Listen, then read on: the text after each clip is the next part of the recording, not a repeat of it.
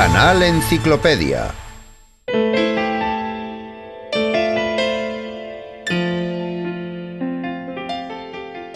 Este escritor legó a sus descendientes más de 400 artículos y varios libros. Escribió panfletos en pro y en contra del rey. Publicó informes sobre las plagas, los huracanes y las sesiones parlamentarias. Presentó proyectos para la construcción de nuevas carreteras, artículos sobre la educación de las mujeres y críticas sobre la moralidad pública.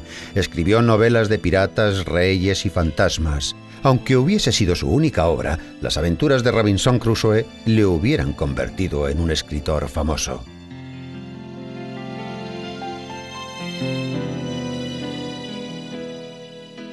A finales del siglo XVI llegó a Inglaterra un antepasado suyo, el comerciante flamenco Defoe. Poco a poco el apellido perdió el D, que pasó a ser simplemente Foe para los ingleses. El futuro escritor nació en el año 1660. Su padre James Foe pertenecía al gremio de los carniceros de velas afueras de Londres. Hasta los 14 años, Daniel estudió en un pequeño internado presbiteriano cerca de Londres. Después entró en el seminario teológico de Charles Morton.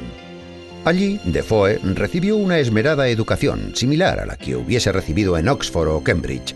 Aprendió varios idiomas europeos, filosofía, historia, geografía, astronomía e incluso taquigrafía. Al acabar sus estudios en el seminario, Daniel ejerció de predicador durante un tiempo. Pero no gustándole esa actividad, se enroló en un barco y pasó varios años navegando. A los 23 años de edad, gracias al apoyo de su padre, Daniel entró en el gremio de carniceros y pudo emprender un negocio de importación de tabaco, vino, ropa de caballero y perfumes.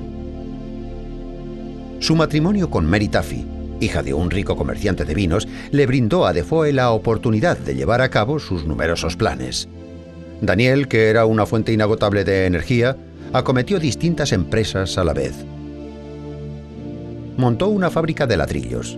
Intentó construir una máquina para descargar los barcos y se dedicó a la cría de civetas, ya que la algalia segregada por sus glándulas es muy apreciada en perfumería.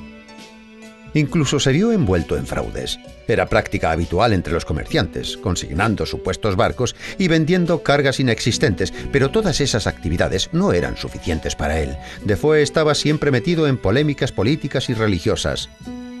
Escribía artículos y acres panfletos políticos para distintas publicaciones periódicas, utilizando para firmarlos el apellido de sus antepasados Defoe.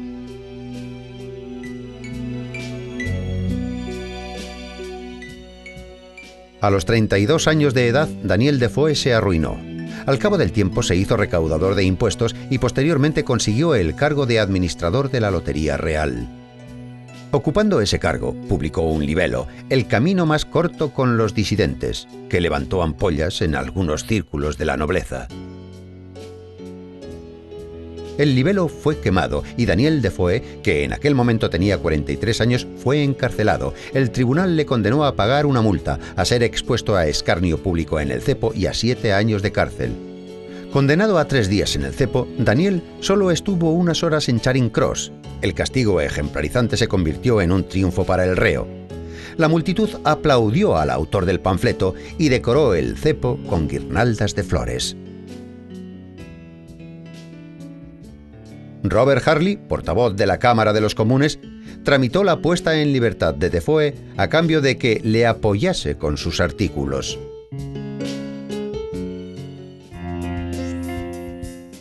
Durante casi 10 años, Defoe trabajó para un periódico, el Observer, al mismo tiempo que recorría el país recopilando información para Lord Harley sobre los sentimientos del pueblo inglés. Sin embargo, el trabajo para el gobierno nunca salvó a Defoe de sus enemigos, que se las arreglaban para enviarlo a la cárcel de vez en cuando. Defoe empezó a dedicarse a la literatura a una edad tardía. Ya tenía 59 años cuando escribió su famosa novela Robinson Crusoe. La novela está basada en la verdadera historia de las aventuras de un marino, Alexander Selkirk, que había vivido durante 4 años en una isla del Pacífico en el archipiélago Juan Fernández. El escritor se inspiró en su historia, pero cambió el nombre del protagonista, el tiempo y el lugar. Hizo que su personaje viviese 28 largos años en una isla cercana a la desembocadura del Orinoco. Esta novela, que le valió la fama a Defoe, sigue publicándose en la actualidad. Le siguieron otros libros: Moll Flanders, El coronel Jack, Roxana, El capitán Chingle y El diario del año de la peste. Casi todos los personajes de Defoe eran delincuentes, huérfanos y pícaros. Luchaban para sobrevivir sin ningún tipo de escrúpulos. Al contar su vida, Defoe pretende llevar al lector a la conclusión de que la sociedad es la verdadera responsable de sus crímenes. Defoe pasó los últimos días de su vida en su casa. Su salud se había resentido mucho. El escritor se quejaba: al no respetar las horas de sueño ni los horarios, al final conseguí minar mi salud. Tenía grandes dolores renales y al parecer falleció víctima de una hemorragia cerebral.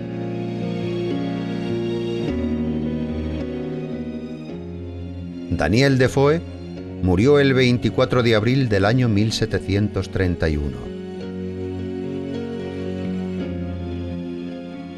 Uno de los biógrafos del escritor lo describió como el comerciante, el panfletista, el espía. Otro dijo de él: Defoe fue brillante desde su nacimiento, fue un magnífico investigador de los intereses comerciales del país y de su gente.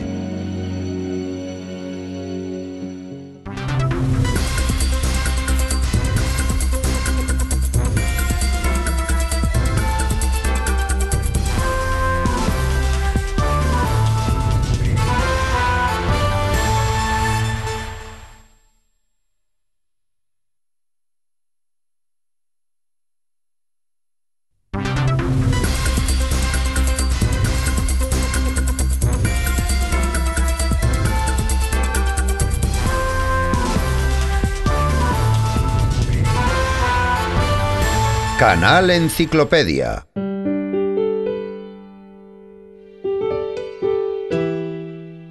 Logró el éxito y reconocimiento público a principios del siglo pasado. En su obra plasmó magistralmente el ambiente y las costumbres de los años 20, la era del jazz, como él la denominaría. Su vida podría compararse con una obra en 3 actos. El primero comienza con una extraordinaria confesión, el segundo habla de una gran desilusión y el tercero acaba con un completo agotamiento físico y mental. Ningún escritor norteamericano ha logrado penetrar con tanta intensidad en la psicología de sus compatriotas, ni lo ha analizado con tanta precisión como hizo Francis Scott Fitzgerald. Nació el 24 de septiembre del año 1896 en la ciudad de St. Paul, Minnesota. Resulta difícil encontrar una pareja tan peculiar como sus padres.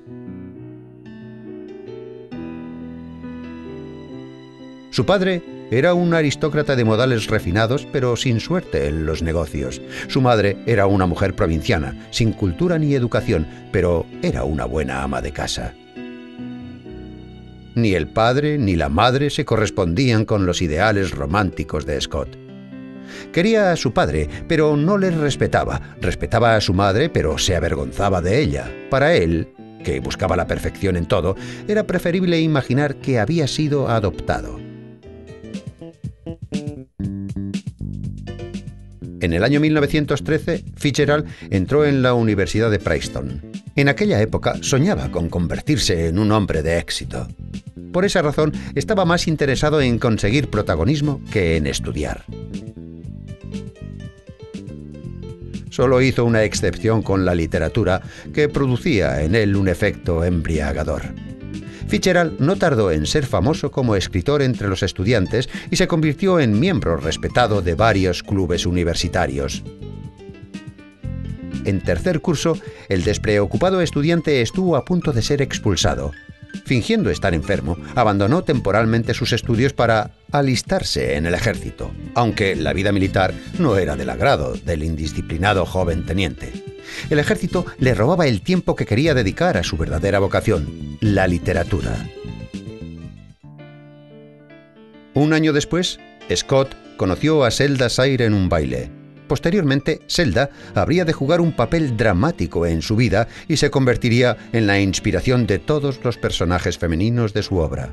Zelda, mujer de gran encanto y brillante inteligencia, buscaba incansablemente nuevas sensaciones con una despreocupada temeridad. Scott supo inmediatamente que eran almas gemelas y le propuso matrimonio a Zelda. Se comprometieron, pero la veleidosa y excéntrica joven rompió el compromiso, diciendo que no quería vivir en la miseria.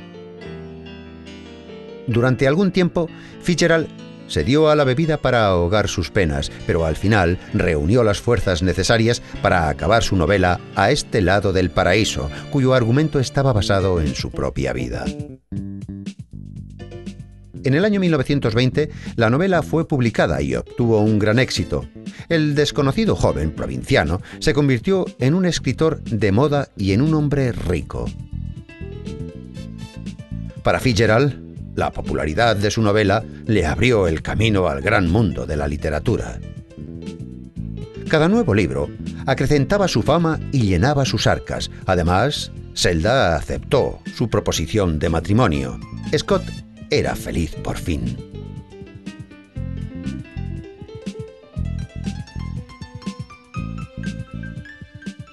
Con éxito y dinero, Fitzgerald se dedicó a disfrutar de los placeres.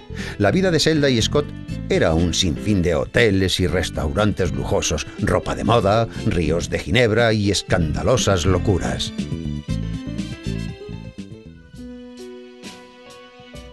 En el año 1925, Fitzgerald acabó su novela El Gran Gatsby. La novela recibió el beneplácito de los críticos, pero no fue un éxito de ventas. Para mantener a su familia, Scott tuvo que escribir relatos cortos para publicaciones semanales. El alegre joven se estaba convirtiendo poco a poco en un dipsómano pendenciero. Año tras año fue cayendo en la decadencia espiritual. La situación empeoró cuando Zelda empezó a mostrar síntomas de una enfermedad mental incurable. Intentando averiguar las causas del fracaso de su matrimonio, Fitzgerald escribió su novela Suave es la noche. En ella narra la historia de unos norteamericanos ricos que llevan una vida de disipación y desenfreno. Tardó 9 años en escribir esa novela. En el año 1936 escribió un ensayo autobiográfico, El derrumbe, en el que relataba su vida. A los 40 años de edad, Fitzgerald no solo había dilapidado toda su fortuna, además tenía una deuda de más de 30.000 euros. Para mantener a su esposa y a su hija tuvo que ponerse a trabajar como guionista en Hollywood, aunque pensaba que ese empleo de escritor asalariado era humillante. Al mismo tiempo que escribía guiones, trabajaba en su novela sobre la fábrica de sueños El último magnate, que no pudo acabar. El 21 de diciembre del año 1940, a los 44 años de edad, Francis Scott Fitzgerald falleció de un ataque al corazón en su casa de California. En sus libros actuó como portavoz de la Generación Perdida, nombre con el que se conoce a los escritores estadounidenses que reflejaron el clima de pesimismo y desconcierto que siguió a la Gran Guerra. Tenían miedo a la pobreza y veneración por el éxito. Fue el derrumbe del sueño americano. La crisis moral y creativa de estos autores estuvo inexorablemente unida al aburridísimo destino de ser ricos y famosos.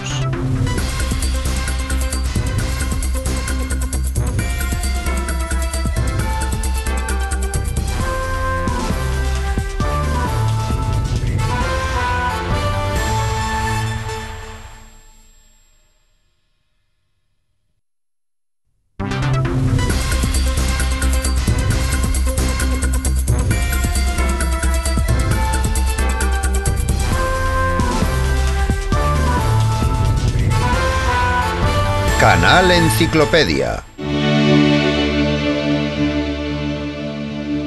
Miguel de Cervantes, el